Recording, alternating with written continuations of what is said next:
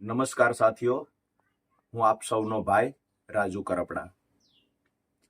હાલ જે ગુજરાતની અંદર જે ઘટના ઘટી બોટાદ માર્કેટિંગ યાર્ડને લઈને આપ સૌએ નજર સામે જોયું કે જે લોકો ખેડૂતોને લૂંટી રહ્યા હતા એ યાર્ડના સત્તાધીશો, કમિશન એજન્ટો અને એની સાથે વેપારીઓ, આ તમામ લોકો જ્યારે ગુજરાતના ખેડૂતોને લૂંટી રહ્યા હતા ત્યારે એક બોટાદ માર્કેટિંગ યાર્ડમાંથી કડદા પ્રથા બંધ કરાવવાની લડાઈ હું અને મારા સાથી મિત્ર પ્રવીણભાઈ રામે લડવાની શરૂ કરી.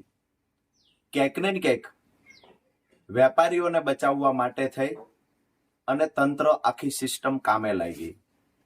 જુઠ્ઠા કેસમાં અમને લોકોને ફસાવવાના પૂરતા પ્રયત્ન થયા.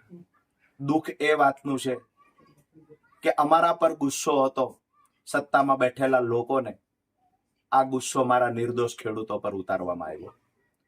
ક્યાંક ને ક્યાંક હું જ્યારથી જાહેર જીવનમાં આવ્યો છું ત્યારથી હંમેશા એક વાત કરું છું કે મારા ખેડૂતોને દેણામાંથી બહાર કાઢવા આ સપનું મેં જોયું છે.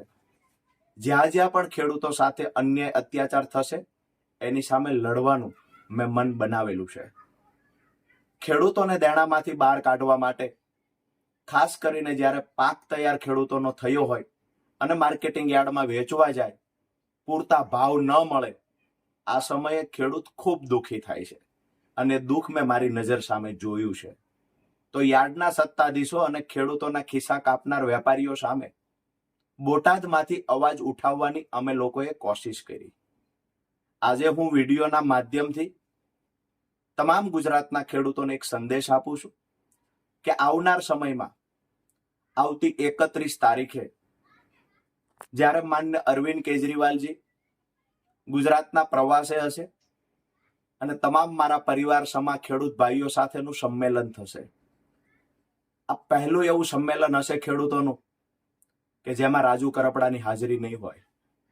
દોસ્તો, આ સંમેલનમાં હું જેલમાં હશું. મને સ્ક્રીન પર તમે જોઈ રહ્યા હશો. આ સંમેલન સમયે હું હાજર નહીં હોય, મારા ખેડૂત ભાઈઓને મળી નહીં શકું, આ વાતનું મને દુઃખ છે. પણ ખુશી એ વાતની છે કે આજે હું જેલમાં છું તો કોના માટે છું? મારા ખેડૂત પરિવારોને દેણામાંથી બહાર કાઢવા માટે, અમારા ખેડૂતોને બચાવવાની લડાઈ હું અને મારા સાથી મિત્ર પ્રવીણભાઈ લડ્યા, જેના કારણે આજે અમે જેલમાં છીએ. દોસ્તો, જેલમાં ગમે એટલું રહેવું પડશે, અમે રહેવા માટે તૈયાર છીએ. પણ જે બોટાદમાંથી ક્રાંતિની શરૂઆત થઈ છે, આ દરેક ઘર સુધી પહોંચાડવાની જવાબદારી આપ સૌ ખેડૂતોના માથે છે.